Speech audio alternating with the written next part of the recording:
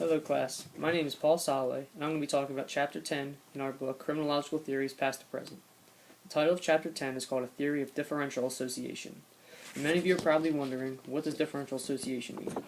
Well, the theory of differential association argues that through the interaction with others, individuals learn to commit crime. There are two main types of learning theory, micro and macro level. Micro level being at the individual level. An example of that would be like when a person first-handedly learns how to commit criminal behavior through the act of their parents or siblings. And macro level meaning an attempt to explain why an entire group of people commit crime, like why younger people have certain types of higher crime rates or people in the South commit more violent crime than people in the North. Learning theories have been modified and advanced throughout the years, but Edwin Sutherland,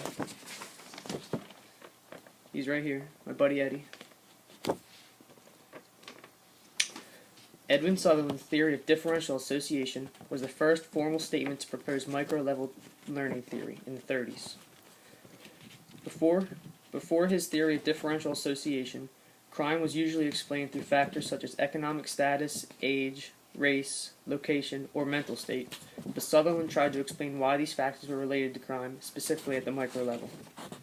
The theory states that criminal behavior is learned through interaction with others, usually close friends and family members, and through these interactions, Sutherland believed that we learn methods of committing crime and violating the law, as well as motives, drives, rationalizations, and attitudes about crime. Sutherland's theory of differential association is proposed in the form of 9 statements. These 9 statements are taken directly from Sutherland's 4th edition of his book, Principles of Criminology, which was published in 1947. These 9 statements are as follows.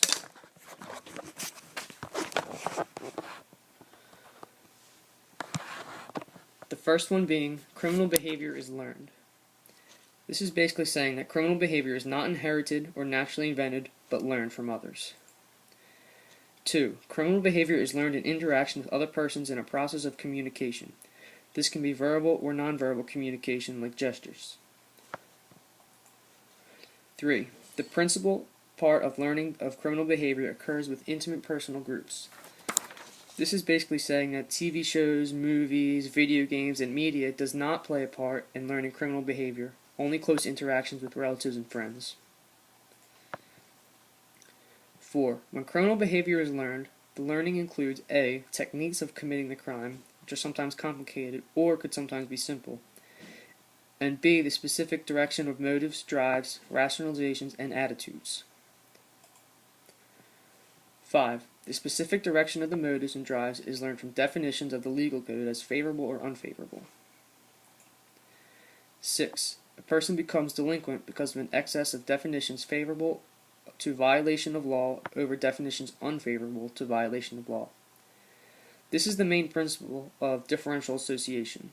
When a person commits a criminal act, it is because it was once learned by their surroundings, or when a person does not commit a criminal act, it is because it was also learned by their surroundings.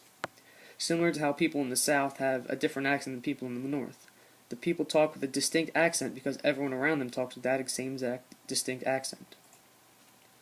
7. Differential association may vary in frequency, duration, priority, and intensity. This is saying that the associations with criminal and non-criminal behavior vary by the amount of time and influence exposed to either one. Essentially, if someone is always exposed to criminal behavior, such as their older brother, say, smoking weed every day, their actions and attitude toward criminality will differ, rather than if they are exposed to an older brother maybe smoking weed very seldom or never at all. 8. The process of learning criminal behavior by association with criminal and anti-criminal patterns involves all the mechanisms that are involved in any other learning. And his last one, 9. While criminal behavior is an expression of general needs and values, it is not explained by those general needs and values, since non-criminal behavior is an expression of the same needs and values. This is basically saying that criminals and non-criminals have the same needs and values, similar to how thieves need to steal to make money, while construction workers need to work to make money.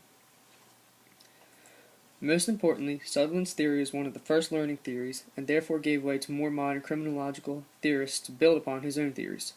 Sutherland's theory still has somewhat relatively endured the decades and is still often postulated and debated about today.